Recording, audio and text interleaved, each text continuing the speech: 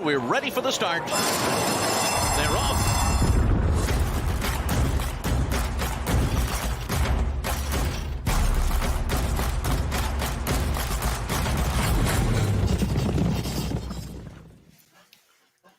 Hi again, everybody, and welcome into another Tuesday edition of It's Official, presented by First Bet. Jeremy Plonk, Jeff Siegel with you.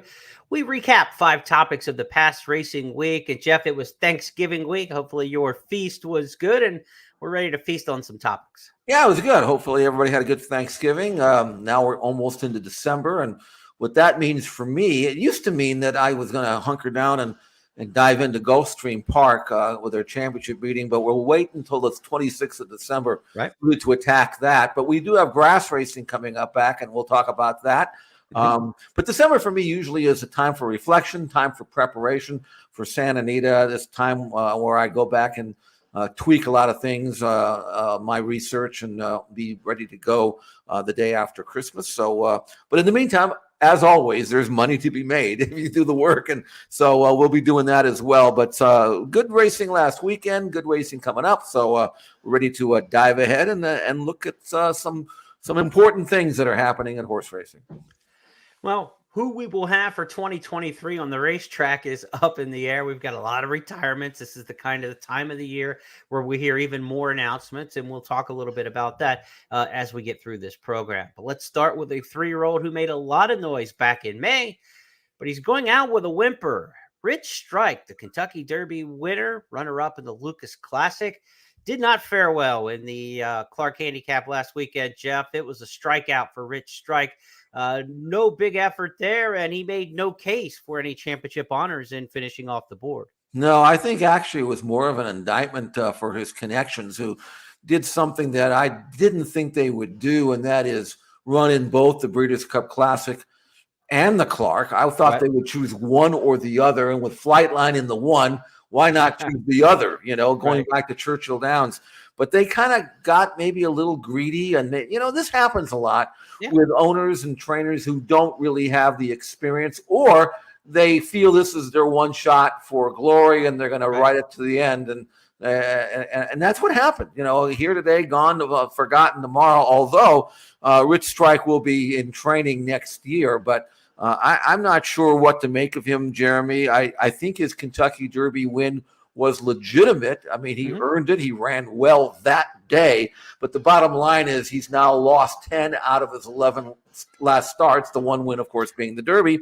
And while he's run well in the interim, I don't think he was really treated well by his owners and trainers. I think they kind of ran him into the ground. And coming back in 3 weeks we talked about it last week. This is a recipe for disaster. And then you have the Derby winner leaving the year with a dead last finish in the Clark. I feel sorry for the Colt. I really do. Next year, can he get on the beam and be, competitive in the handicap division? We'll find out about that.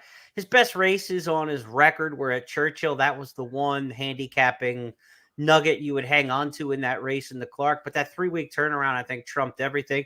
They did say he came away with a throat infection after the race. You never know what to believe with these things. You don't outright say somebody's not telling the truth. I guess you have to believe them until shown otherwise. We have no way of confirming or denying the fact that he might have had a little throat ailment in there. But I think that 3-week turnaround, and after running a race, look, he got beat a long ways by Flightline, but those horses behind Flightline were really running hard and trying to keep up with Flightline. I mean, that's the nature of the game. And so just because he got drubbed doesn't mean that race didn't take a lot out of him. And I'm sure it did. I don't know. He does not seem like a Kentucky Derby winner that we're going to have a great historical look back towards. I mean, the Country House didn't run again, but, didn't do anything before, not much since.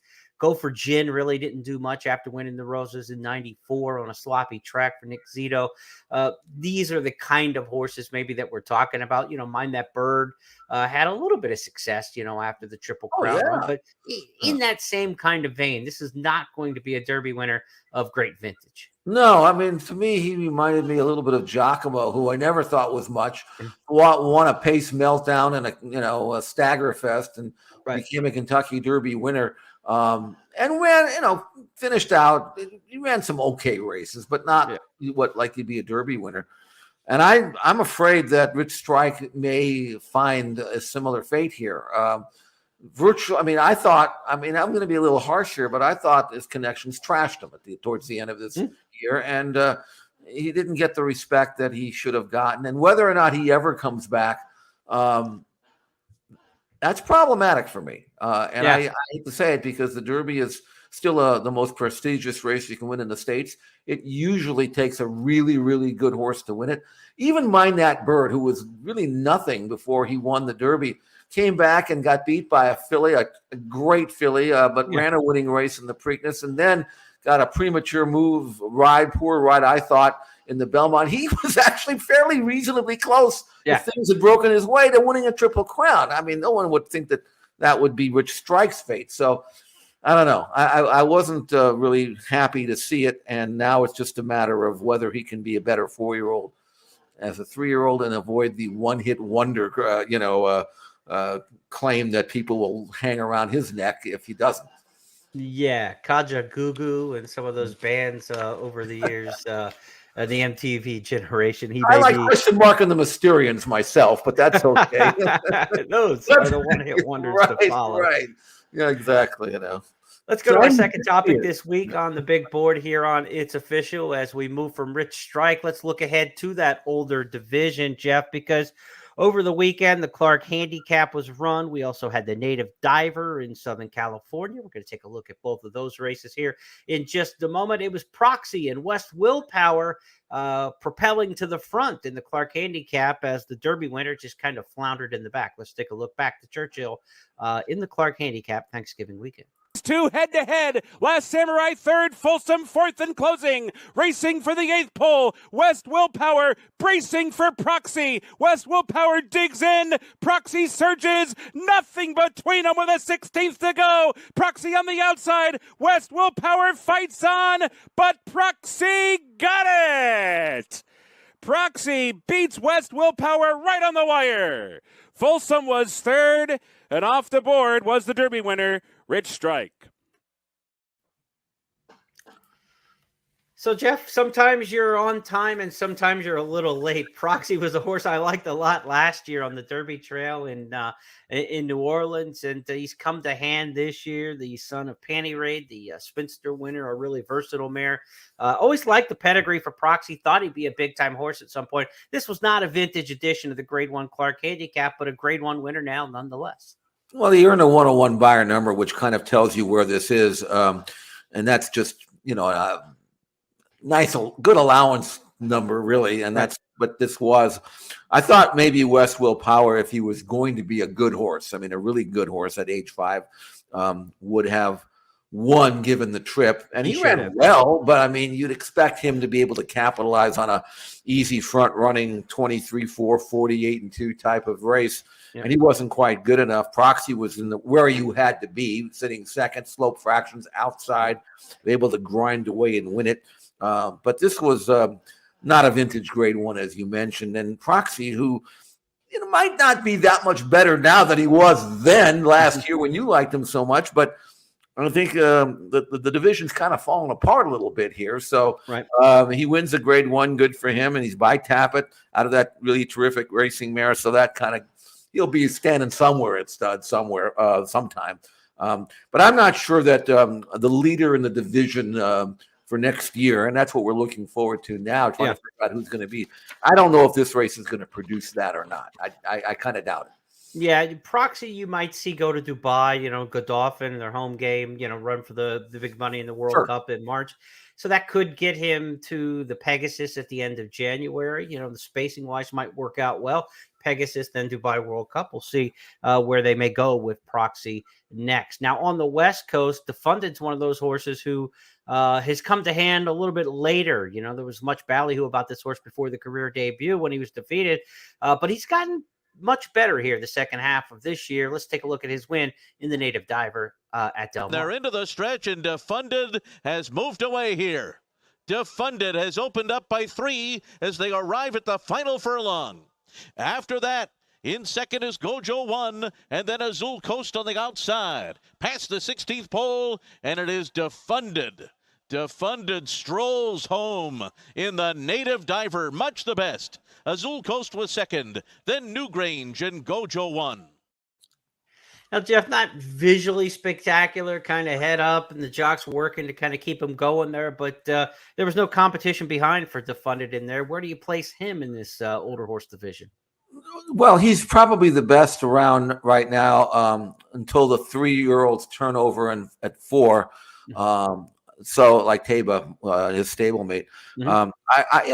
He's a kind of horse. He won the Awesome Again, which was a grade 1 at Santa Anita back on October 1st. A race that was a win and you're in for the Breeders' Cup Classic. And Baffert didn't even send him back there because he knows what he is. And this is what he is. He's a horse that can win a race like this with a 95 buyer number. We have maidens out here that can do that.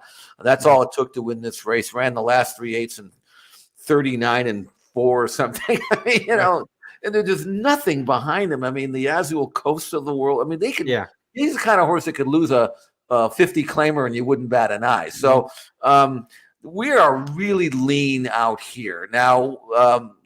Baffert's got a couple others. I mentioned Taba, who will run in the Malibu last race for a 3-year-old. It's a grade 1 going 7/8, and then he'll jump ahead into the division. But he's most likely to go back to the Middle East.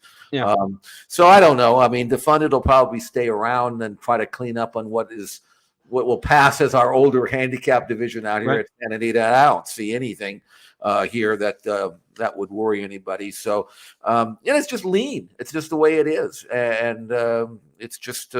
I mean, I'll give him credit. The horses, he ran reasonably well in this race. He didn't break that well. He sat off the pace and kicked home one eased up. Didn't run fast. Didn't run much of a number, but he's turned into a decent sort of reliable horse as long as you put him where he can win. He's not going to go out and beat anybody good, but there's nobody good out here. So why not just keep him here? He's a gelding. Keep him going till he's 10 years old if you can, and try to make as much money as you can with a horse that properly spotted will continue to win races. Of course, you have the Santa Anita handicap out there in late March. A race that Defunded would obviously be a major contender for. But before that, the chance of going to Gulfstream for the Pegasus World Cup is going to be a lot of money on the line at the end of January. See what might shuffle out there. You're talking about the leanness of the California handicap ranks. It's a national story, and that's why we have it on this topic here, because with the injury to Epicenter at the end of the year, and the retirements of the major 3-year-old type horses, Flightline, Life is Good. We are looking to hand the baton to somebody else. That's one of the good things about horse racing is it's going to refresh itself. It always does. We don't know who those horses are going to be. And some of that's just kind of self-fulfilling, right? I mean, a horse wins a Santa Anita handicap, and all of a sudden he becomes important as a Santa Anita handicap winner. Mm-hmm. These races tend to just refill themselves every year, and we get a good division. By the time we get to the Breeders' Cup, I guarantee you we're going to have Met Mile horses and Woodward horses, and, because they're going to run the Pacific Classic again next year, and somebody's going to win it. So some of that's self-fulfilling, but we really do need to take applications for the handicap division next year right now, because there is not a lot out there. Cyberknife expected to run one more time, perhaps, in the Pegasus World Cup and then retire. So, which of these 3-year-olds? This weekend we have Zandon and White Abario, the Florida Derby winner, and of course previous horse Zandon winning the Bluegrass at Keeneland. They're in the Cigar Mile taking on some older horses. Might they be tops towards the handicap division? Certainly you could see White Abario in a race like the Pegasus World Cup for Safi Joseph, back over his home track, coming from the mile and the Cigar Mile. We need horses. I mean, we are taking applications. That's for sure. I mean, Olympiad would have been a logical. I mean, he was nowhere last year at this time, and he's certainly developed nicely. Yeah. He's been retired. Taba will be there. Life is Good is gone. Hot Rod Charlie is what he is. Right. He'll make a lot of money, but he's not really going to excite anybody. Epicenter, as you mentioned, has been retired. So the 3-year-old turning 4s, they're kind of light right now. The older horses are kind of light. Cody's Wish is not really, I don't think, a mile and an 1/8 mile and a quarter type horse. He's a good horse, and I definitely think they should send him to Dubai, but not go for the big race, go for the mile, because I think that's what he wants to do. You never know. I mean, there may be horses that develop that were grass horses, maybe try the dirt, might show up. But right now, it's really lean pickings for a division that used to be, very, very much, popular. And I mean, I go back forever. Now it's almost an afterthought for these good 3-year-olds because, which is kind of weird because there's still plenty of purse money that's worth earning, And I'm not sure why some of these don't take advantage of it because all they have to do is, show up with their A game, and there ain't much left to run with them anymore. So we'll see what happens. But right now it is definitely below standard. I'll go that far. Well, we don't know who's going to take on the mantle of the older horse division, but we know every year from 2 to 3, horses are going to step up and be in the 3-year-old ranks because Derby Fever is alive and well. It's still the race everybody wants to win. And as I believe it was Woody Stevens said that no trainer ever committed suicide who had a good 2-year-old in the barn ready to turn 3. It might even preceded Woody Stevens, but that statement still rings true, Jeff. We've got some 2-year-olds to take a look at from stakes action at Churchill and their Stars of Tomorrow card on Saturday, where they had the Kentucky Jockey Club stakes. They also had the Golden Rod for the fillies, which could actually turn out to give us a little bit of Derby chatter that we'll talk about in just a moment. Let's show the fans what happened at Churchill last week. The Kentucky Jockey Club first up. It was Instant Coffee, a horse I liked at Keeneland in the race prior. Comes back to win here in the Kentucky Jockey. Very tight. Curly Jack is down inside. They're racing for the 8th pole. Gigante's re-rallied, fighting on his Cyclone Mischief. Instant Coffee coming down the center. Red Route 1. And from the back of the pack, Dennington is on the scene as well. They're inside the final 16th. Instant Coffee comes away with the lead. Instant Coffee won it. A firing line in behind in the photo for the Miners. Curly Jack was there. So, Jeff, if you change the coloring of the footing underneath them and make it look gray, it's probably a race from Keeneland in the Polytrack era, right? 8 horses within about 2 lengths of the wire. They ran the first 6 furlongs in 1:15. Then they flew home 23 and change the 4th quarter, 6:24 to last 16th. And they all just kind of, took off. It looked like a Polytrack kind of race. That makes it difficult to evaluate. What do you think of Instant Coffee's win in the Kentucky Jockey Club? Well, that race to me looked like one of your quarter horse races at Remington, at your own stopping grounds where the whole field comes and bunches together. And when you get a false pace like this, you might get a false race. But they were all kind of accelerating. But after 3 quarters in 1:15, it wasn't really a real race. I would have liked to have seen. Instant Coffee won it, but he had a great trip. He was wide, but he was able to move when he wanted to move, and he didn't blast home. He kind of outstayed everybody. He's a nice colt for sure.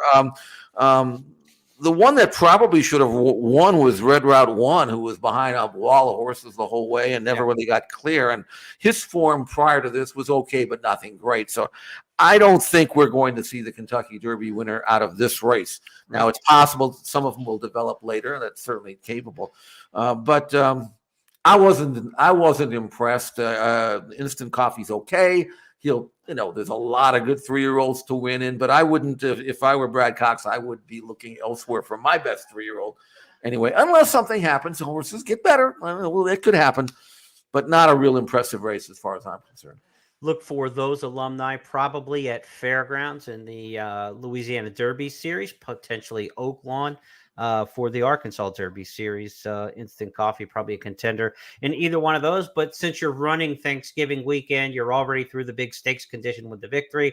This is the kind of horse who probably doesn't show back up until like March, and you'll see 2 preps towards the Derby, March and early April, you would think, with Instant Coffee. Now, the time was not great for a mile and a 16th, 1:45 and 1. Earlier, just a few races earlier in the Goldenrod Stakes, the filly, Hoosier filly, ran much faster, 1:43 and 4. Let's see how she did it in the Goldenrod, dispatching the fillies. And easily kicks away by 3. Hoosier filly by the 8th pole by 4 now. Pure Pauline, knock your socks off. Pretty Mischievous, Defining Purpose. Hoosier filly with a 5-length lead, 100 yards to go. It's another flawless performance. Hoosier filly. They're thinking first Friday in May now. Under the wire, wrapped up by 6. Knock Your Socks Off, Pretty Mischievous, Pure Pauline, or Defining So the Goldenrod, the third win for Hoosier Philly. She also won the Rags to Riches earlier at Churchill Downs. All three of her wins, in fact, have come at Churchill for this daughter of Into Mischief. Travis Stone said in the race call, they're thinking first Friday in May. Tom Amos trumped that and said maybe even against the Colts in the Kentucky Derby in his post-race hyperbole. What do you make of that, Jeff? Well, I'm going to quote him here.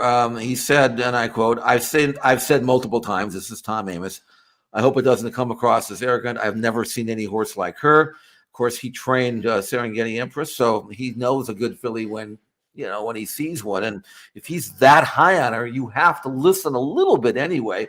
And she is undefeated. She ran much faster than the Colts, although that may have just been a function of a slow false pace in the other race. But still, she ran faster. Right. She won eased up. If you look at the Colts from the top of the stretch to the wire, they're all whipping and driving and pushing and shoving. And, and this filly is just in a common gallop from the 8th pole to the wire, won the race by 5, could have won by 10 or more, and came home reasonably well. And if you look at her pedigree, I mean, she's by Into Mischief and out of a mare by Tappet. It was a pretty good allowance of filly in her race day just a few years ago. This was her first foal. So, I mean, pedigree-wise, I mean, she's got it all, and the family is decent. So, why not? Now, I wanted to ask you a question because I thought about this, and I thought about, Amos wanting to point for maybe the Kentucky Derby. If you really think that, would you, if you had to manage this and you wanted to make sure you got in the Kentucky Derby, would you go after the boys early in the year with her and try to get enough points and then maybe ease into the Derby with running against fillies? Or do you leave that to the last part to try to qualify with points, knowing that, you have to run harder or hard anyway to get that last win? And if you're going to have a plan, you might as well have it early. Which direction would you go? Well, I agree totally about the planning, right? If you just try to wait to see what happens, then you don't get to the destination where you need to be. So you got to work backwards. And I like the idea of trying it earlier for a couple of reasons, because those 50-point races that we talk about, like in March, are usually a mile and a 16th. So she's going to take on the boys. She gets to do it at a shorter distance even. Right. So that's advantageous. Also, it's farther out from the Oaks. So if it doesn't go to plan, she didn't just screw up her complete Oaks plan too. Right. If she waits and tries to go 5 weeks out in one of the major mile and an eighth races, and it does not turn out well for her, she might completely be toasted towards the Kentucky Oaks. So, I like the idea of finding something. The Rebel makes a lot of sense. A mile and a 16th, 50-point race at Oaklawn. Amos supports. She'll be based at Fairgrounds 100%. But they ship back and forth from Fairgrounds to Oaklawn all the time. The Risen Star, I believe, is a mile and an eighth now, and then the mile and 3/16 to the Louisiana Derby. So do you want to throw her against the boys in a mile and 3/16 in the Louisiana Derby 5 weeks out? That doesn't seem like the right spot. So the Risen Star would be the place to get the points, but that's a mile and an eighth. I think you ship out of town, go for the Rebel, maybe in a mile and a 16th to try to get the points. I'd have to look at the calendar too. Yeah. Which comes first, the Risen Star or the Rebel, because then that would give you more time again to recover for the Kentucky Oaks and still know that you've got a major Oaks contender if things don't work out the right way. Yeah, but is she a Kentucky Derby horse? I will say this: one thing I don't like, and I didn't like this in 2008, and I asked the trainer about it, and I got ran out of his barn. But I do not like the way she runs with her head cocked to the outside. I was going to say the same thing, and I hadn't gotten to that part yet. But visually speaking, when you have a horse that runs like this, sometimes either there's an issue there, or it's greenness, or there's something that's pinching her. And that was not asked. That would have been the first question that I would have asked. Are you concerned with the fact? Now, I haven't really seen her other races, and I don't know if it maybe. The jock didn't say anything about it, not that he would, but are you concerned about the way that she's leaning in, and I would be, unless maybe they know more about her than I do. I don't know. But just to go back one more thing, I mean, if you're going to do and try to win a dirt race against the boys early, there's always even Tampa Bay you could consider, Yeah, Tampa Bay. So, I mean, but there's another situation where I'd love to see her train after the first of the year to see if she runs straight and true, because you're not going to pull that stunt off going a mile and a quarter against the boys.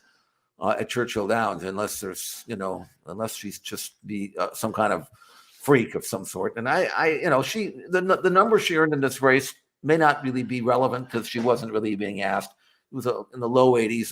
That's not going to get it done. So I'll follow her. I'll watch her with great interest, but I'm not going to concede anything. And it's not something that necessarily I would plan on doing. But hey, it's Derby fever, as we mentioned. Starts early.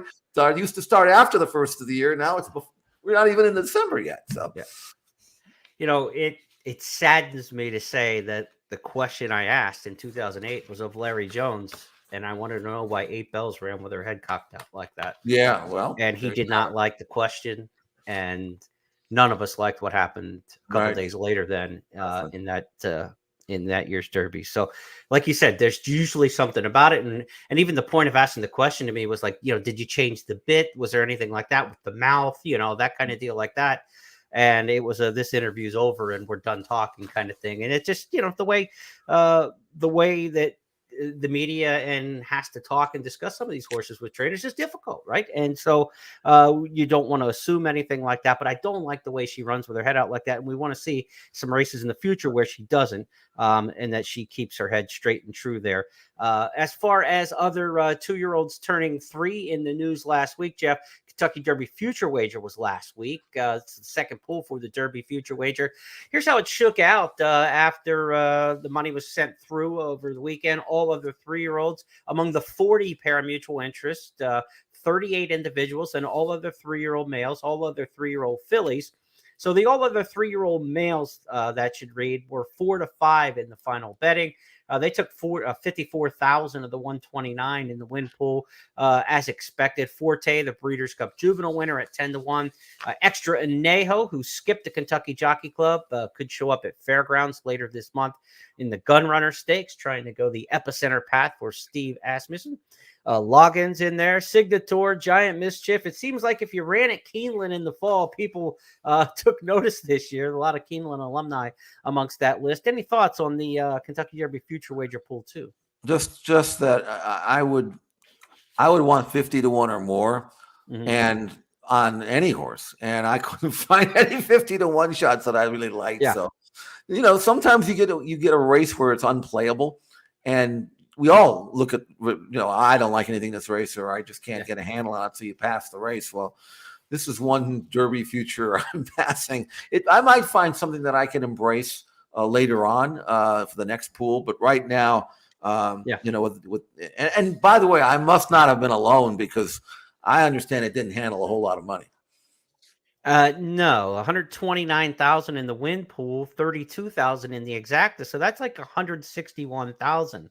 Last year during the second pool, 400,000 in handle in pool 2. Now, pool 2 was at a different time, but if you go back to the Thanksgiving edition, pool 1 last year, they handled 300,000 between the two. Now 160,000 between the win and the exacta pool, a massive drop off. And this strikes in the bow of all those people for a decade plus who have been yelling at the 24 pari-mutuel interest in the future wager, saying, if you only opened it up to more horses, if you only opened it up to more horses. The problem with opening up to more horses, though, Jeff, is those all other bets are a lot less appealing, right? You start to take 40 top contenders or an unlimited number of contenders, then that all others option isn't there. And that's where really half the money in these pools comes from. You see 54 out of 126,000, whatever it was, on the all others. It's not as appealing on the all others, and that hurts the overall handle, but it does not make the case that providing more horses in the future wager gets more people excited. That's not what this pool is showing us in the tote. Yeah, I mean, it used to be able to go to Vegas and get crazy prices and you'd take a flyer, but now that it's pari-mutuel, you're not going to get that. And there are other, again, you got the Baffert horses that are all being grouped in there. If they were in the body of the field, you might take a flyer with a few of those. It's just a messed up situation right now. And I looked, honestly, I really did look, and I couldn't find anything that I felt I was getting value in, because it's not even picking the winner. You got to get there, Right. That even if you knew some magical formula would tell you the best 3-year-old in the country is on the first Saturday in May is going to be this horse. You don't even know if he's going to get there. So Yeah, that's right. part of the wager, So Yeah, you need the price. I'm not, I like participating in these kind of future book bets, but I still have to like them or like something. And I didn't come up with anything right now. Maybe that'll change. Hopefully it will. Hit Show at 90-1 for Brad Cox was one I thought was worth a play at a price, and you got the big number there. So if anybody got it on Hit Show, cross your fingers that the Hit Show debuts or premieres on the first Saturday in May for Brad Cox. If you have that one at 90-1, let's go to our fourth topic this week on It's Official. The green grass at Gulfstream. We haven't said that in a while. It's been over 5 months since grass racing was conducted in Hallandale Beach, Florida. But earlier this week, they were out testing out Leif Dickinson's new turf course at Gulfstream Park. And Aaron Greider and Julian Leperoux had a couple horses out for a spin over it in the morning, Jeff. Things do look green. It's 3.5 inches of grass there, a little bit longer course. And hopefully we've got some good turf racing to come. 17 grass races coming up over the next few days at Gulfstream Park as they start back on Thursday, December 1st, with the return to grass racing. Well, and also they'll have several rails settings there. I think they've kind of tightened that up a little bit. I think it's every 7 feet or something. They'll move it out. So you should be able to run a number of turf races there because of the width of the course, which will keep fresh grass growing while you're still running on turf. Grass racing is going to be very well supported, I'm sure, at Gulfstream Park because Fairgrounds, who knows when they're going to start running on grass. And there are going to be a lot of horses that are stabled there that are going to van over and try to, or maybe even move over and train there at Gulfstream or in the area, at the various training centers they have around there. But it should be very competitive. Grass racing is great at Gulfstream. The course tends to get a little firm. Now, in the old days, it used to be called hard, but you can't call turf courses hard anymore because management goes nuts. So they don't. In fact, they used to have a designation in the DRF, HD for hard, not opposed to firm. But it's very, very, very good, and it's safe. Don't get me wrong about that. But there are horses that like to hear their feet rattle. They like to run on a pool table type of grass course, and it's very exciting. And in handicapping these races, Jeremy, I know you've got some thoughts on this as well. Yeah. But I really need to see the videos because I want the horse that can really explode, quicken on a dime. It's like when I drive my Tesla on the freeway. I know I can change lanes like now because the 0 to 60 acceleration I get. And that's what you need in big fields at Gulfstream Park with a relatively short run from the top of the stretch to the wire. So it's and also speed figures, they don't mean anything because it's all a function of the pace. Right. A slow pace, you're going to run a slower final time usually. And the other thing is and it's tough to make speed figures because when you run at Gulfstream Park and you get 2 races at 1 mile and 1/16 on the same card, you can't necessarily compare them because sometimes the first races with a 10-foot run up and the second is 150 because they don't want the gate on that turf course in the same spot. Yeah. It makes it really challenging. But something, if you do the work, you get rewarded. Visual handicapping comes in to play, as you're saying there. Watch the horses who can quicken. Go back and check their replays. Right. Favorites, I looked at the stats over the last 3 seasons at Gulfstream. December to April, just during the championship meet portion of things. Favorites won 36% on the turf, so that's just about average. Nothing wrong with that. We see almost a full point difference, though, between winners' average payoffs on the turf versus the dirt at Gulfstream. So the payoffs are certainly going to come to hand. That's good news for horse players betting there with the return to grass racing. A couple trainers to watch. Some you might expect, of course, Chad Brown, 27% during that last 3 years on the turf at Gulfstream. Mike Maker's got 62 wins at 80. He's got the most wins on the grass at 19%. But a couple that you may not suspect, Danny Gargan, 33% with his horses on the turf. So Danny Gargan down there at Gulfstream this time of year. We're not talking summer stats here, just this time of year, December to April. Jane Sibeli, 20% and almost a flat bet profit on her runners. And the guy who really surprised me was Safi Joseph Jr. You don't expect to see him as a turf trainer, and especially during the championship meet. but $1.21 ROI with 20% winner. So $1.21 back on every dollar bet. Flat bet, 21% profit betting Saffie Joseph on the turf this time of year at Gulfstream. So against the big New York barns coming down, Saffie's horses have run well at Gulfstream. The only jockey really, man, a Rad rides at 25% on the Gulfstream turfing that time. You expect that. But the only jockey with a positive ROI on the turf, Paco Lopez. It's only by a couple dimes, but Paco Lopez is the guy where you can get some value betting on the turf at Gulfstream Park. So something to keep an eye on there. Danny Gargan, Jane Sibeli, Saffie Joseph, 3 trainers a little bit off the radar to watch on the turf, and Paco Lopez on the grass as well, riding against all the big guys who will be in town for the championship meet at Gulfstream. Of course, that starts December 26th, the opening day of the championship meet, also the opening day of the newly named Classic meet at Santa Anita. Traditional opening day for Santa Anita, but with a new name with the Classic meet getting started there. Jeff, we're ready for some turf handicapping. That's going to start this Thursday, though. We don't have to wait for the championship meet to get that grass back at Gulfstream. And again, 17 turf races carded the first week on the grass. One other thing that I wanted to bring up is for the handicapper, and it's right there for you. It's free. Take advantage of the XBTV workouts on grass. Horses in California are not allowed to work on turf. They want to preserve the grass course. Yeah. So you're betting most of the turf trainers in Santa Anita will work their turf horses on the training track, which is fine. But at Gulfstream Park, and this is Palm Meadows as well, because we cover them both, we have a tremendous library of grass workouts. And you really should utilize that. I'm telling you, I can't tell you how many good wagers I've made that decent prices on horses that I was able to view working on grass, either at Gulfstream Park, but more or less at Palm Meadows. Right. And if you know what you're looking at, and you can tell who's better, who's moving well, who looks like they've got something in hand, who can quicken, you can get 4, 5, 6 to 1 on first-time starters that are really good, and you're going to see plenty of them. Trust me. So take advantage of that. Go to xbtv.com. Watch the grass workouts. We've got them. We'll have them as much as you can, and that's going to help. I promise you that will help you. Let's get to that when we get to turf racing on Thursday at Gulfstream Park. Let's go to our 5th and final topic this week on It's Official. It's our customary look at the stars of tomorrow. Of course, we had the stakes races at Churchill over the weekend, where we talked about the Kentucky Jockey Club and the Golden Rod Stakes, but a little bit off that beaten path at Gulfstream Park last week. We had a horse named New York Thunder who got it done in a good-looking career debut at Gulfstream on the synthetic. Let's go back to November 27th and take a look at this one for Jorge Delgado. Bernardo's Legacy is 4th past Looking Super. The quarter was 21-2.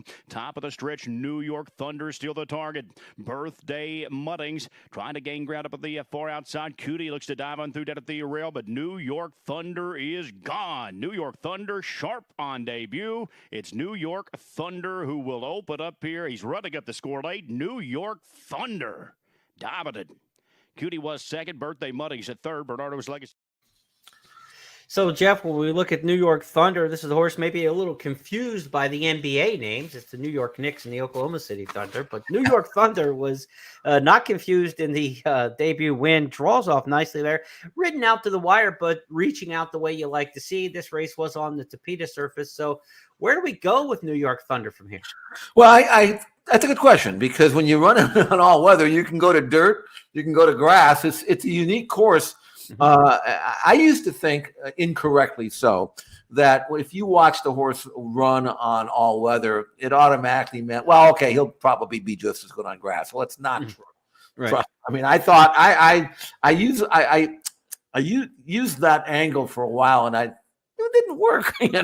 So now he's got to prove himself one way or the other. Now he's by Nyquist, who can get you a dirt horse. He's out of a mare by Midshipman, who can get you either way. So I really think in this particular case, Delgado has some options, but I would think that he probably should not dream too high with this goal. Keep him around 1 turn. He's absolutely a fast horse. There are plenty of good races for 2-year-olds and turning 3-year-olds around 1 turn, and don't get this Derby fever. Just let him work his way through the ranks, win as many sprint races as he can, because he's fast, And Right. then after, you get a little bit of a foundation, then maybe you can get a little bit creative. But this colt costs some money as a yearling. So even though the first two generations are empty, there's no stakes horses there, and it's primarily sprint. I think he could be, if properly managed, not get too crazy. I think he can win some good races as a 3-year-old. And it's been a good crop of 2-year-olds for that Delgado barn. Of course, he had the horse who swept the Florida Sire Stakes, Awesome Strong. He's 4 for 4 and didn't make it to the Breeders' Cup Juvenile with that one. We'll see kind of scheduling and planning when you got a couple good ones in the barn, how you separate and necessity being the mother of invention as it is. When one horse is available, another horse might bypass a race. When that other horse is unavailable, then maybe your B plan starts to come more to the fore. We'll see how it develops for New York Thunder, our Stars of Tomorrow featured horse this week on It's Official. Jeff, that's going to wrap up our 5 topics for the week. It's good to have you back. Our podcast on Friday will be back. We took our customary Black Friday Thanksgiving break last week for the First Call podcast to preview the weekend stakes, but we will be back this week on Friday together handicapping once again, and it's Cigar Mile Day. We've got a big day with 2 grade 1s over the weekend at Del Mar coming up next week, the Hollywood Derby, the Matriarch. So some good racing around the country, especially there at Aqueduct. The Remsen is next coming weekend. Always a good prep towards the winter 3-year-olds to see what we have there. 2-year-olds turning 3. So this could be a fun weekend. Yeah, we'll be good. And we'll be back at it on Friday. Looking ahead for those, we'll look at the entries that will be drawn typically on Wednesday, and then dive in and again try to make some money, and looking forward again to the resumption of racing out here in California. I mean, I don't really count Los Alamitos. I hate to say that. They've got a great one there into the Starlet. That'll be after Del Mar. So I'll be watching, and they're still racing. But again, getting prepared now for myself for those championship meetings and the classic meetings we have at Gulfstream and Santa Anita, which begin the day after Christmas.